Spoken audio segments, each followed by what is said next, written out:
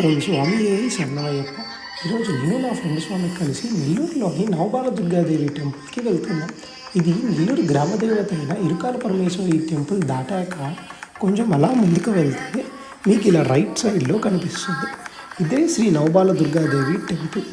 ఇది మనం జొన్నవాడ వెళ్తూ నరసింహస్వామి కొండకు వెళ్తూ చూస్తూ ఉంటాం. నేను చిన్నప్పుడు ఎప్పుడో వెళ్ళాను, కానీ పెద్దకి ఎప్పుడూ వెళ్ళలేదు. కానీ అమ్మవారి గుడి గురించి మాత్రం చాలా వింటూ ఉంటాం.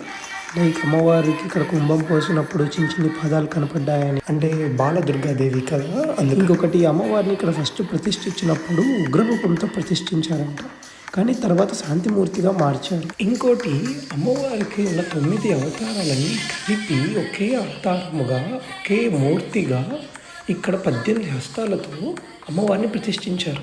ఇలాంటి గుడి ఇండియాలోనే ఒక్కటో రెండో ఉన్నాయని చెప్పారు. సరే, అసలు ఏంటి ఇవన్నీ అని చెప్పి లోపలికి వెళ్ళి చూస్తే అమ్మవారండి నిజంగా 18 చేతులతో చాలా కళగా నవ్వుతూ భలే కనిపించాడండి. అసలు ఏంటి విశిష్టత అని పూజారిని అడిగితే అతను చెప్పాడండి, శ్రీచక్రం ఉంటుంది కదా, అది పైకుంటే మేరు అంటారు. ఇక్కడ అది చాలా పెద్దదిగా రోజు కుంకుమార్చన జరుగుతూ ఉంటుంది, అందువల్ల ఇంత పవర్ ఇట్లా ఉంది అని చెప్పాడు. సో ఇదండి శ్రీ నవబాల దుర్గాదేవి టెంపుల్.